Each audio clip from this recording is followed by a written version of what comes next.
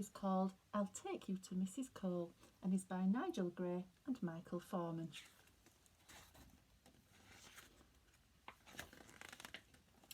When my mum came in from work and I hadn't got the table laid, she said, "If you don't do as you're told, I'll take you to Mrs. Cole." Mrs. Cole lives down the street in a dirty house, in a noisy house, with lots of kids under her feet.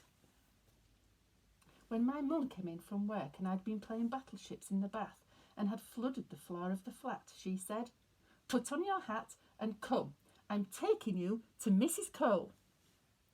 I put on my hat and coat and waited outside the door, and I wondered what it would be like at Mrs. Cole's.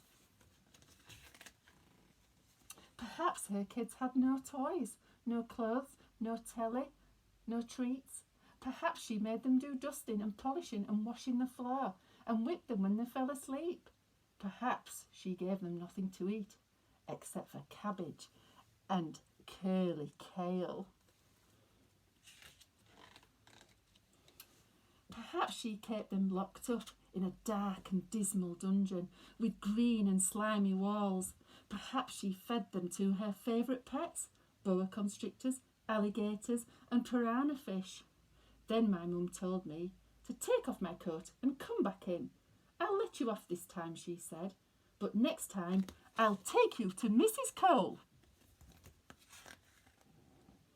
When my mum came back in from work and I'd broken the window with my very bouncy ball, she said, "Put on your hat and coat. I'm taking you to Mrs. Cole." I believed her down that dark, dark street. We crossed the road and stood outside Mrs. Cole's house. The lights were on all over the house. There was music playing. Thump, a do-waddy-waddy thump. I could see Mrs. Cole inside the window. She was fat and her face was red. How rude. She had a baby in her arms. She was stirring with a wooden spoon. It is a great big pan, round and round, round and round. Perhaps she's going to boil a baby, I thought. Perhaps she makes the children into stew. "All right," my mum said, "I'll let you off this time. Come on home with me, but next time I'm taking you to Mrs. Cole." The next day was Saturday. My mum had to go to work. "Do the washing up," she said, "and make the beds. Then go shopping. I've left a list.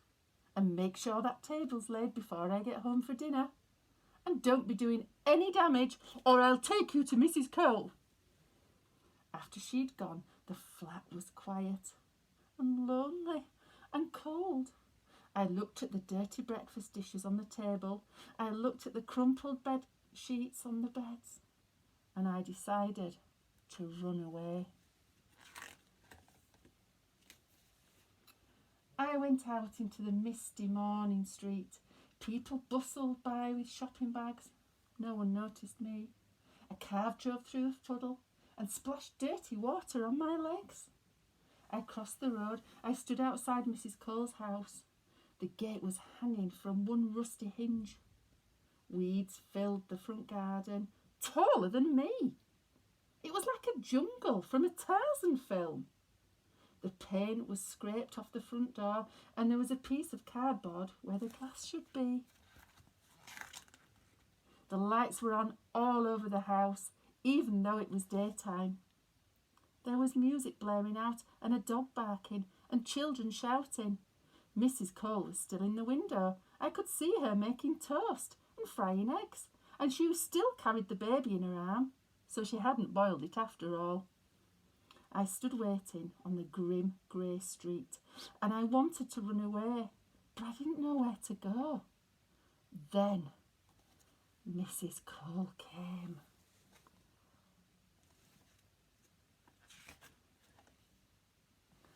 "Hello, my lover," she said. "What are you doing out in the cold without a coat? You'll catch your death."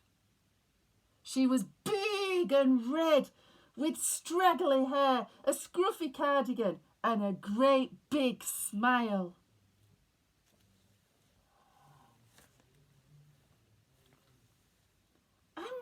away from home, I said. Running away from home, said Mrs. Cole. Does your mother know? No, I said. My mum's out at work. Well, you'd better come in then, me lover, she said, and get warmed through.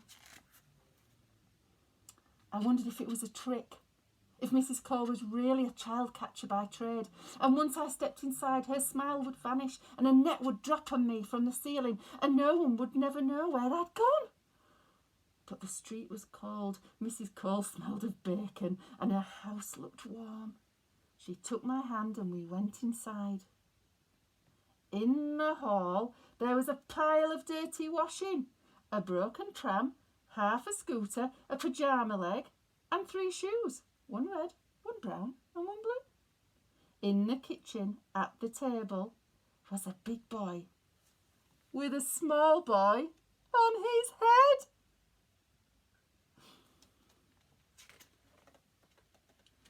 There were 3 cats among the dishes on the table and 1 on the windowsill who was catching the goldfish swimming in the tank.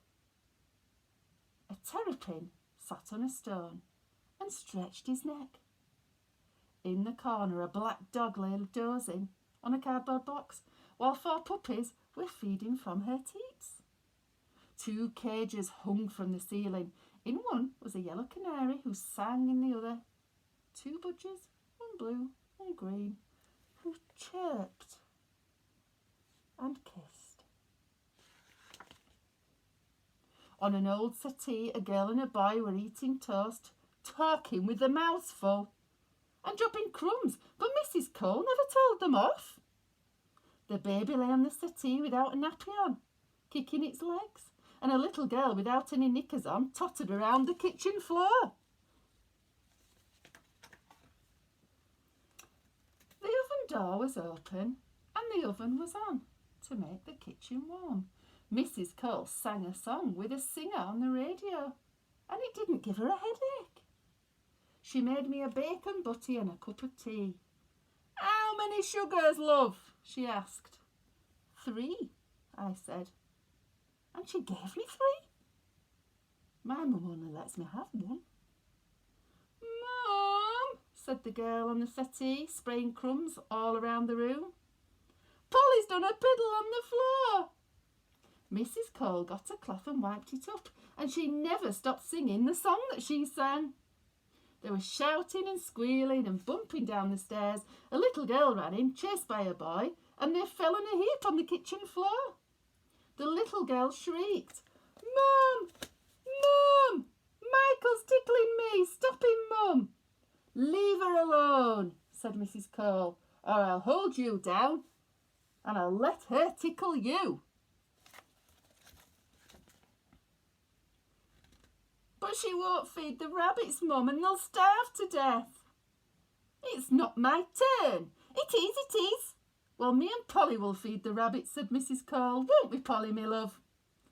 And you 2 can do them tomorrow, because today you've got a new friend to play with. When he's finished his tea, take him with you and treat him nice. I played all day, and Mary and Michael came and helped me do my housework. When I was going home, Mrs. Cole said, Come back and play, me lover, any time you like.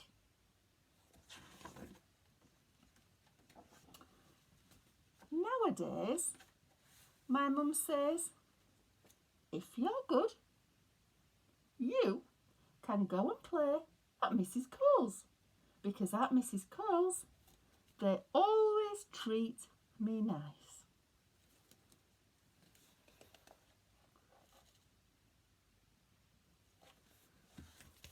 Bye-bye for now.